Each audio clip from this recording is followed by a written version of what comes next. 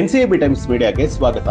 ದಕ್ಷಿಣ ಕನ್ನಡದ ಪೊಲೀಸರು ಆರೋಪಿಗಳ ಪರವಾಗಿ ಕೆಲಸವನ್ನ ಮಾಡ್ತಿದ್ದಾರೆ ಅಂತ ಹೇಳಿ ಸುಜಾತಾ ಭಟ್ ಅವರು ಆರೋಪವನ್ನ ಮಾಡ್ತಿರುವಂತದ್ದು.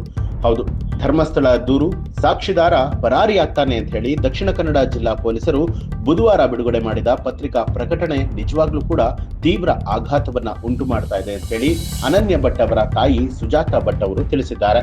ಅನನ್ಯ ಭಟ್ 2003ರಲ್ಲಿ ಧರ್ಮಸ್ಥಳದಲ್ಲಿ ಕಾಣೆಯಾಗಿದ್ದಾರೆ ಅಂತ ಹೇಳಲಾದ ವೈದ್ಯಕೀಯ ವಿದ್ಯಾರ್ಥಿನಿ. ವಕೀಲ ಮಂಜುನಾಥ್ ಅವರ ಮೂಲಕ ಈ ಕುರಿತು ಪತ್ರಿಕಾ ಪ್ರಕಟಣೆಯನ್ನ ಕೊಟ್ಟಿರುವಂತಹ ಸುಜಾತಾ ಭಟ್, ದಕ್ಷಿಣ ಕನ್ನಡ ಜಿಲ್ಲಾ ಪೊಲೀಸರು ನಿನ್ನೆ ಬಿಡುಗಡೆ ಮಾಡಿದ ಪತ್ರಿಕಾ ಪ್ರಕಟಣೆಯು ತೀವ್ರ ಆಘಾತಕಾರಿಯಾಗಿದೆ. ಸ್ಥಳೀಯ ಗುಪ್ತಚರ ಮಾಹಿತಿಯ ಪ್ರಕಾರವಾಗಿ ಈಗ ಹೊರಬಂದಿರುವಂತಹ ಸಾಕ್ಷಿಯು ಸಾಮೂಹಿಕವಾಗಿ ಹೂತು ಹಾಕಿರುವಂತಹ ಅಸ್ಥಿಪಂಜರದ ಅವಶೇಷಗಳನ್ನ ಅಗೆದು ತೆಗೆದ ನಂತರ ಪರಾರಿಯಾಗ್ತಾನೆ ಅಂತೇಳಿ ಪೊಲೀಸರು ಹೇಳಿರುವಂತದ್ದು. ಧರ್ಮಸ್ಥಳದ ಒಳಗೆ ಮೃತದೇಹವನ್ನ ವಿವಿಧ ಸ್ಥಳದಲ್ಲಿ ಹೂತು ಹಾಕಲಾಗಿದೆ ಮತ್ತು ಮೃತದೇಹಗಳನ್ನ ಹೂತು ಹಾಕಿರುವಂತಹ ನಿಖರವಾದ ಸ್ಥಳಗಳು ಈ ಸಾಕ್ಷಿ ದೂರುದಾರನಿಗೆ ಗೊತ್ತಿರುವಂತದ್ದು. ಅವಕಾಶ ನೀಡಿದ್ರೆ ಸಾಕ್ಷಿಯು ಆ ಮೃತದೇಹಗಳ ಪಳೆಯುಳಿಕೆಗಳನ್ನ ಹೊರತೆಗೆಯಬಹುದು ಅನ್ನುವಂಥದ್ದು ಪೊಲೀಸರ ಈ ಹೇಳಿಕೆಯಿಂದ ಸಾಬೀತುಪಡಿಸಲಾಗ್ತಾ ಇದೆ ಅಂತ ಹೇಳಿದ್ದಾರೆ.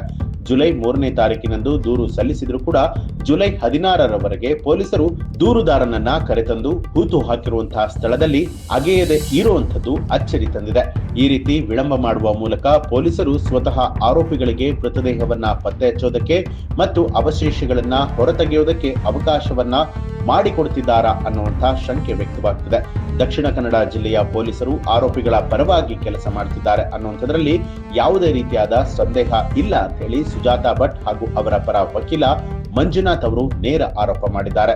ಸಾಕ್ಷಿಯು ಪರಾರಿ ಆಗುವಂತ ಉದ್ದೇಶ ಇದ್ದಿದ್ರೆ ಮೃತದೇಹಗಳ ಅವಶೇಷಗಳನ್ನ ಹೊರಗೆ ತೆಗಿತಾನೆ ಅನ್ನುವಂತ ಹೇಳುವ ಅವಶ್ಯಕತೆ ಇರಲಿಲ್ಲ. ಅವನು ಇದ್ದ ಸ್ಥಳದಲ್ಲೇ ಇರಬಹುದಾಗಿತ್ತು. ಕರ್ನಾಟಕ ಸರ್ಕಾರವು ಧರ್ಮಸ್ಥಳ ದೂರಿನ ತನಿಖೆಯ ವಿಚಾರವನ್ನ ತಕ್ಷಣವೇ ವಿಶೇಷ ತನಿಖಾ ತಂಡಕ್ಕೆ ರಚನೆ ಮಾಡಿ ವಹಿಸಬೇಕು. ಈಗಿನ ತನಿಖಾಧಿಕಾರಿಗಳನ್ನ ಪ್ರಕರಣದ ತನಿಖೆಯಿಂದ ಸಂಪೂರ್ಣವಾಗಿ ಹೊರಗೆ ಇಡಬೇಕು ಅಂತ ಹೇಳಿ ವಿನಂತಿ ಮಾಡಿಕೊಂಡಿದ್ದಾರೆ. ಈ 2 ವಾರಗಳಲ್ಲಿ ಪ್ರಸ್ತುತ ತನಿಖಾ ಅಧಿಕಾರಿಗಳು ಅಪರಾಧಿಗಳಿಗೆ ಎಷ್ಟರ ಮಟ್ಟಿಗೆ ಸಹಾಯವನ್ನ ಮಾಡಿದ್ದಾರೆ ಅನ್ನುವಂಥದ್ದು ಪ್ರಶ್ನಿಸಬೇಕಾದಂತಹ ಪರಿಸ್ಥಿತಿ ಎದುರಾಗಬಾರದು ಅಂತ ಹೇಳಿ ಸುಜಾತಾ ಭಟ್ ಪ್ರಕಟಣೆಯಲ್ಲಿ ತಿಳಿಸಿರುವಂತದ್ದು. ಈ ಒಂದು ಮಾಹಿತಿಗೆ ಸಂಬಂಧಪಟ್ಟ ಹಾಗೆ ನಿಮ್ಗೆ ಏನ್ ಅನ್ಸುತ್ತೆ ಅನ್ನೋದನ್ನ ಕಮೆಂಟ್ ಮಾಡಿ ತಿಳಿಸಿ.